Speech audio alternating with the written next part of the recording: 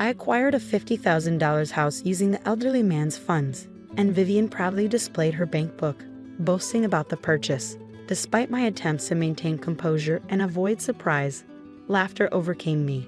In response to her inquiry about my amusement, I continued laughing openly. The eldest son's wife seemingly aimed to leave me speechless, but instead of retorting, I chuckled unabashedly before regaining my composure. I looked at her and, with a touch of sympathy, uttered, "Sorry for you. My name is Rita, and since marrying my husband, who is a decade my senior, I've been a subject of gossip. He was already affluent, owning multiple companies and substantial wealth. Marrying a significantly older man, especially one with such financial standing, led people to assume I was after his money. However, I genuinely never coveted his wealth.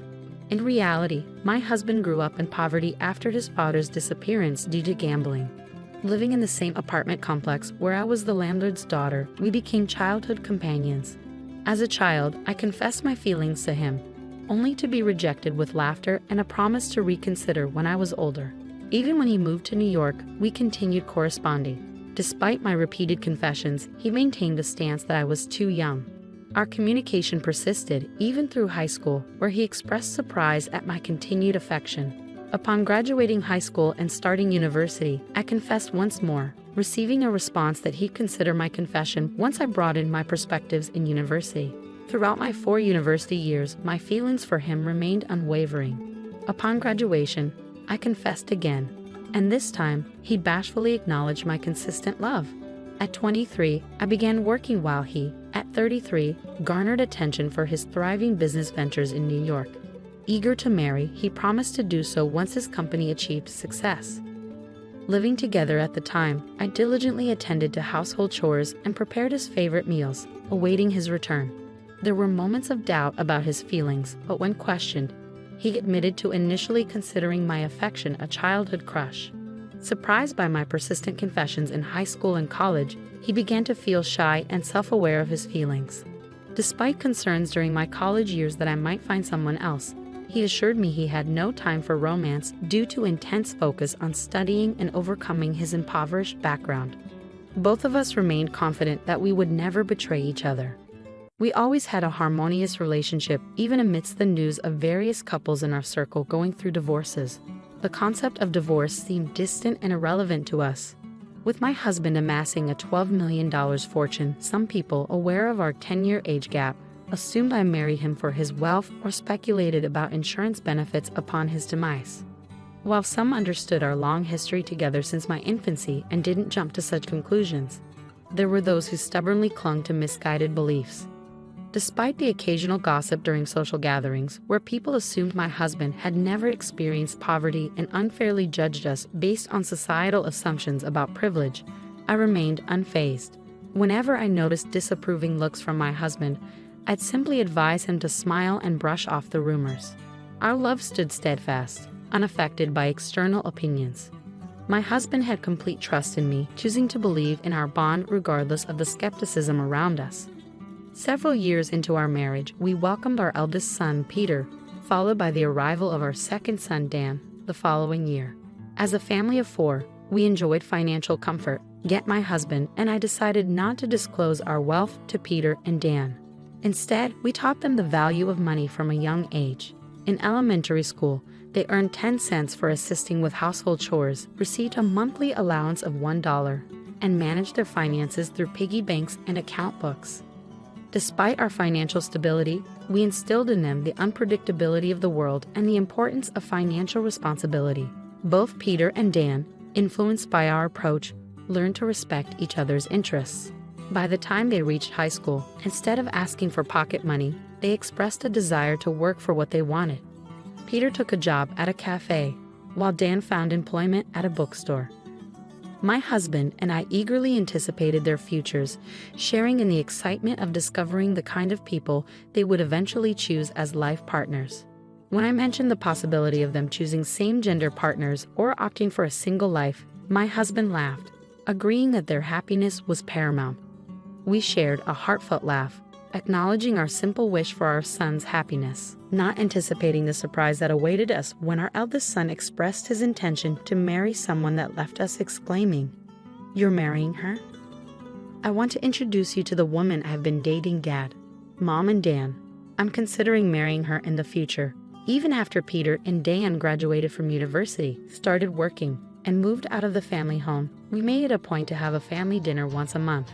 During one of these dinners, Peter announced his decision, and both Rita, my husband, and Dan were already in a celebratory mood, expressing excitement about meeting her. That evening, Peter brought the woman in question to our house. Upon entering, she marveled at our home, expressing aspirations of living in such a fantastic house someday. She exclaimed how wonderful it was, and Peter watched her with a fond smile. When we greeted them, she introduced herself as Vivian, mentioning that she works as a model, although she uses a stage name. Curious, she asked if we knew her, and I admitted that I occasionally glance at magazines but don't pay much attention to the models. She nodded in understanding, suggesting that I might be too old to be familiar with the magazines she appears in. I was taken aback when she added that I might not read the kind of magazine she features in, given my age. Despite the initial shock, I realized she probably didn't mean any harm and was merely making a casual observation. She then asked if my marriage was arranged, to which I replied no, explaining that Peter and I had a love marriage. Vivian, in turn, shared that she and Peter also had a love marriage. Surprisingly, she questioned the longevity of our relationship, considering the 10-year age gap. Sensing a comparison between the lengths of our romances, I pointed out the futility of such comparisons and emphasized that we had a love marriage, just like she and Peter. However, she seemed skeptical and brought up the topic of money, insinuating that we might be pretending for financial reasons. Peter intervened, asserting that our parents had a genuine love marriage, evident in the way they are together. This seemed to halt Vivian's line of questioning. When Peter took Vivian home, my husband and Dan were shocked by her remarks, leaving them too stunned to say anything. In the aftermath, my brother's choice of a potential life partner left them appalled and questioning if he would really marry someone with such an attitude. "He's a high earner. There must be plenty of other nice women out there." Dan, visibly concerned about his brother, was holding his head. I patted his shoulder, offering reassurance. "It's okay, Dan. Peter wasn't endorsing her behavior, was he? He wasn't overlooking her remarks. He must have plans to handle her if they get married. He must genuinely love her to choose her over all the other nice women out there." Despite the complexity of their expressions, my husband and Dan seemed to agree with my words. Our family decided to celebrate the marriage of Peter and Vivian.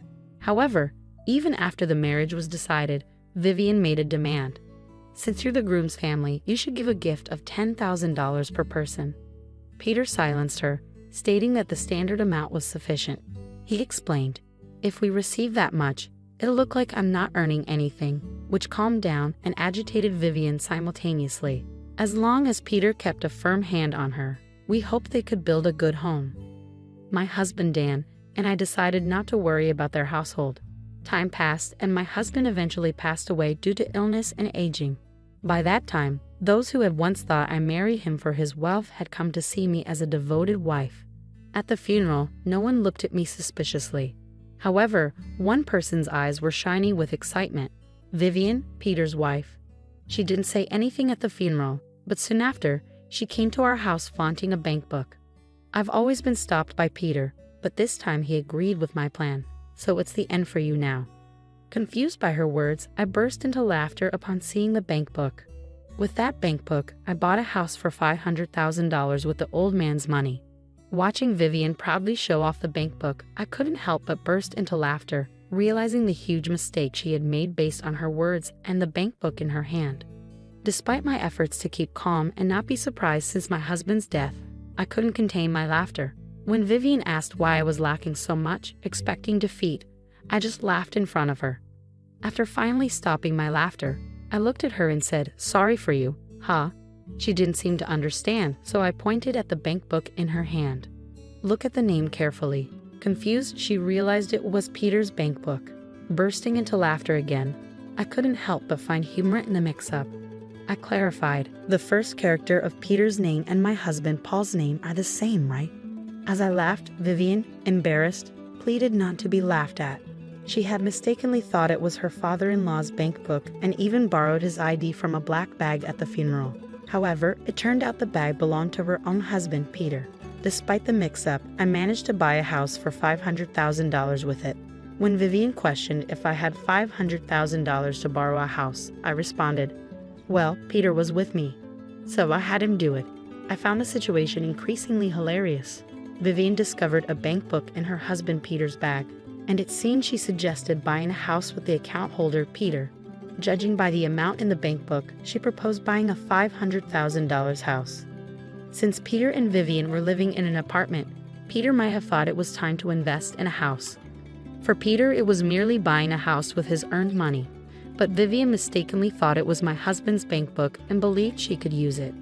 Not being the account holder, I thought it might be the bank book with my husband's insurance money. The beneficiary of my husband's insurance was me, and normally you can't use the account of someone who has passed away, right? Vivian's face turned red at my words. Then Peter and Vivian's parents appeared at our house. I thought you'd be here, Peter said nonchalantly as Vivian's parents, looking pale, came to me, bowing repeatedly. They apologized for their daughter's rudeness. As I was surprised, Vivian's parents explained what had happened. After Peter and Vivian decided to buy a house and completed the contract, an excited Vivian texted her mother, saying, "Got a mansion with the dead father-in-law's insurance money. I'll invite you over once we move in." Now I'm going to brag to the money-hungry mother-in-law about buying a house with the money she was supposed to get. In a panic, her mother showed the message to her father, and they both contacted Peter in a hurry. Peter calmed them down, saying, "I see," and brought them to our house. I always kept an eye on Vivian, expecting her to mess up sometimes, but I never thought she'd mix up my bank book with Dad's. I didn't think she'd make such a blunder. Peter laughed as much as I did when he realized Vivian's mistake. Vivian's parents told her to apologize, their faces still pale. But Peter and I continued to laugh, creating a chaotic scene. Once we stopped laughing, Vivian's parents apologized and said, "We're truly sorry for what our daughter did." Seeing her parents flustered, Vivian also apologized to us.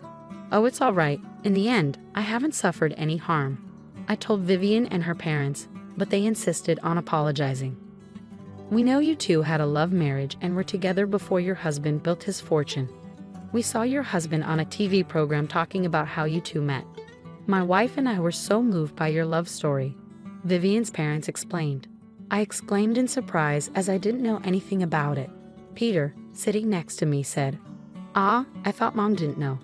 Dad couldn't stand seeing Mom misunderstood, so he talked about it everywhere, and it reached the ears of a TV station. They thought it was a great story and broadcasted how Mom and Dad met. Was that what he was asking about a few years ago when he wanted to tell people our story? I guess you did give the okay. I thought it was just for casual conversation." As my face turned as red as Vivian's, who was still embarrassed by her blunder, I realized the legacy my husband had left behind. Our daughter had caused such a disgrace. "If Peter wants to divorce her after this," Peter, looking puzzled, replied, "What? I have no intention of divorcing her even after what she did.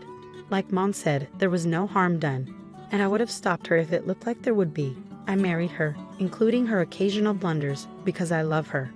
I'll take responsibility for her actions, so please don't worry." Peter said this with a refreshing smile. Vivian hugged him, and her parents were in awe, praising Peter for his kindness. When Dan, the younger son, heard about it later, he said, "I just can't understand my brother's thinking," looking skyward. When I asked Peter why he loved her so much, he said, laughing, "She's never boring to watch." Remembering how he made me laugh during my grief after my husband's death, I felt I understood what he meant. Being with her probably meant no time for minor worries or sulking. Though Vivian did what she did, she's been without an allowance for a while and recently started working at my favorite cafe. Whether she was embarrassed by how much I laughed at her, scolded by her parents, or heard in detail about mine and my husband's love story from them, I'm not sure. But lately she's been calling me ma'am and treating me more respectfully. For a while, I think I'll continue visiting this cafe, watching Peter's wife grow and change.